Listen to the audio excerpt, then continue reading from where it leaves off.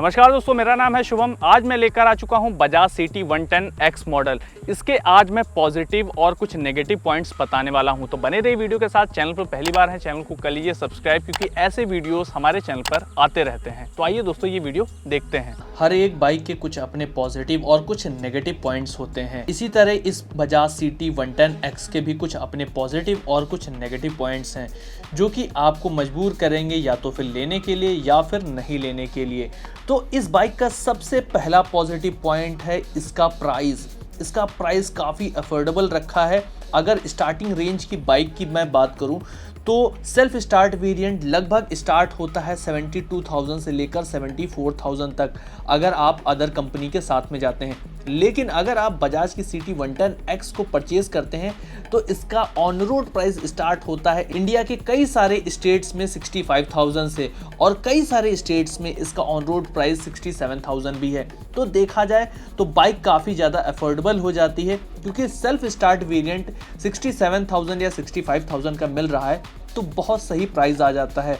और अगर मैं कंपेयर करूं अदर कंपनी से, तो अदर कंपनी का जैसे HF डीलक्स आ जाता है, TVS का स्पोर्ट सेल्फ स्टार्ट वेरिएंट आ जाता है, या फिर होंडा का CD 110 आ जाता है। इन सब के प्राइस बजाज सिटी 110X के मुकाबले लगभग में 7 से 10 हज़ार रुपए महंगे हैं। तो हम ये कह सकते हैं कि इसका प्राइस काफ़ी ज़्यादा अफोर्डेबल हो जाता है, और जिनकी कम इनकम है उनके लिए ये बाइक काफ़ी ज़्यादा बेहतर रहेगी। सेकंड पॉजिटिव पॉइंट इस बाइक का आ जाता है इसका ओवरऑल डिज़ाइन। अगर इसका आप डिज़ाइन देखेंगे तो काफ़ी ज़्यादा अट्रैक्टिव नज़र आता है। डिज़ाइन और लुक काफ़ी ज़्यादा पर्सनल हो जाते हैं, लेकिन मैं ये कह सकता हूँ कि ज़्यादातर लोगों को इसका डिज़ाइन पसंद आया है। जब ये बाइक लॉन्च हुई तो लोगों ने कहा कि इस बाइक का डिज़ाइन काफ़ी अलग है, काफ़ी अपीलिंग हो जाता है, और आप देखेंगे भी कि ये काफ़ी बड़ी बाइक नज़र आती है। तो मेरे हिसाब से इसका सेकंड पॉजिटिव पॉइंट हो जाता है इसका ओवरऑल लुक और डिज़ाइन, जिसकी वजह से आपको इस बाइक को परचेस करना चाहिए। थर्ड पॉजिटिव पॉइंट हो जाता है इसका लो मेंटेनेंस। जिस हिसाब से इस बाइक का ऑन रोड प्राइस है, उसी हिसाब से इसका मेंटेनेंस भी काफ़ी कम हो जाता है।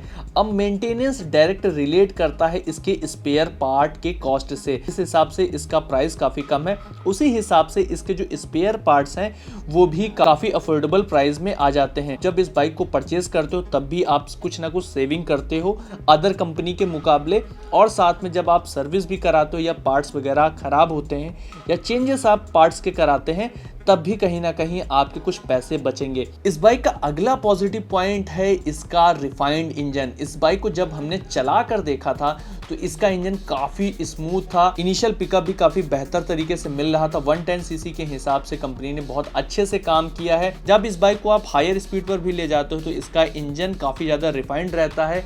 वाइब्रेशन जैसा इशू नहीं आता है, जो कि अमूमन कई सारी कम्यूटर सेगमेंट की बाइक में देखने को मिलता है। दूसरी चीज़ है कि ये बाइक काफ़ी ज़्यादा स्टेबल भी है, चाहे आप 40 की स्पीड पे चलाओ, चाहे फिर 80 किलोमीटर पर आवर की स्पीड पे चलाओ। वहीं दोस्तों इसका अगला पॉजिटिव पॉइंट है, यानी फिफ्थ पॉजिटिव पॉइंट आ जाता है इसका फ्यूल एफिशिएंसी। इस बाइक का माइलेज जबरदस्त मिल जाता है। अगर आप नॉर्मली इस बाइक को चलाते हैं तो लगभग में 80 kmpl तक की ये माइलेज दे देगी। तो जिसका मतलब ये है कि ओवरऑल इस बाइक को परचेस करने में आपके पैसे बचेंगे ही बचेंगे।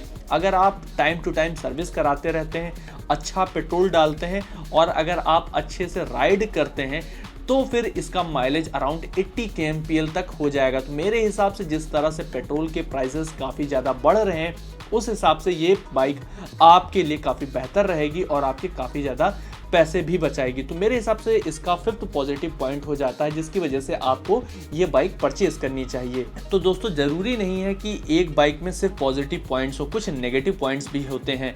तो इस बाइक का फर्स्ट नेगेटिव पॉइंट है कि बजाज के साथ में अक्सर इशू ये रहता है, कंपनी पता नहीं कब कौन सा मॉडल को डिसकंटिन्यू कर दें, जिसकी वजह से क्या है कि इसकी रीसेल वैल्यू पर काफ़ी ज़्यादा फर्क पड़ता है। क्योंकि कस्टमर के दिमाग में ये आता है कि ये बाइक अगर कंपनी ने डिसकंटिन्यू की है तो यानी ये सक्सेसफुल मॉडल नहीं है, जिसका असर सीधा रीसेल वैल्यू पर पड़ता है। जब आप अपनी बाइक को सेल करने जाते हो तो कस्टमर ये सोचता है कि ये मॉडल तो पहले से ही डिसकंटिन्यू हो चुका है, जिसकी वजह से क्या है कि वो आपको पैसे कम पे करता है। तो ये एक नुकसान हो सकता है, और ये इस बाइक का पहला नेगेटिव पॉइंट हो जाता है। क्योंकि जो बजाज की प्लानिंग है, जो बजाज की स्ट्रेटजी है वो कहीं ना कहीं बजाज को ही नुकसान करती है। मेरे हिसाब से पहला नेगेटिव पॉइंट हो जाता है कि रीसेल वैल्यू जो है उतनी अच्छी बजाज की बाइक्स की नहीं मिलती है। अगला इसका नेगेटिव पॉइंट हो जाता है जिसकी वजह से आपको इस बाइक को नहीं परचेज करना चाहिए, इसकी ओवरऑल फाइबर क्वालिटी जो है वो उतनी इंप्रेसिव मुझे नहीं लगी, क्योंकि कंपनी ने यहाँ पर कॉस्ट कटिंग की है जिसकी वजह से क्या है कि इसका जो फाइबर की क्वालिटी है वो उतनी इंप्रेसिव नहीं है। जो फाइबर यूज किया है कंपनी ने उसकी क्वालिटी समझ में आती है कि उतनी अच्छी नहीं है।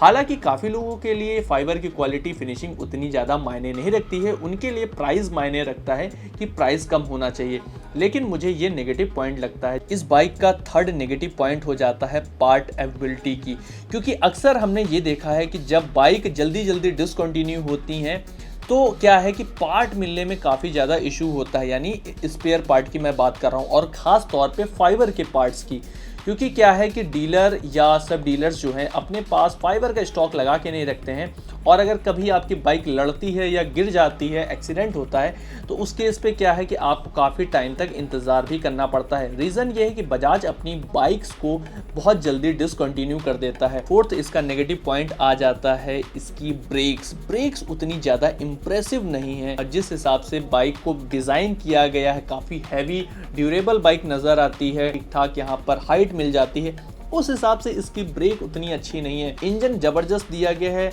जब आप बाइक को भगाएंगे तो आपको एक अच्छी ब्रेक की भी ज़रूरत पड़ेगी। तो मुझे ऐसा लगता है कि यहाँ पर ब्रेक अच्छी होनी चाहिए।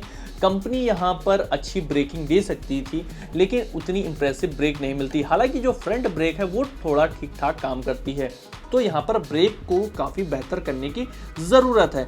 तो ये इसका फोर्थ नेगेटिव पॉइंट हो जाता है। ओवरऑल देखा जाए तो इस बाइक में काफ़ी कुछ अच्छा कंपनी ने किया है और काफ़ी कुछ इंप्रूवमेंट की भी ज़रूरत दिखती है इसमें। तो आपका क्या सोचना है कमेंट बॉक्स में जाके ज़रूर बताइएगा हमें। सो आई होप दोस्तों ये वीडियो आपको पसंद आया, वीडियो पसंद आया वीडियो को कर सकते हैं लाइक, और चैनल पर पहली बार है चैनल को कर सकते हैं सब्सक्राइब। वीडियो देखने के लिए आपका बहुत बहुत धन्यवाद।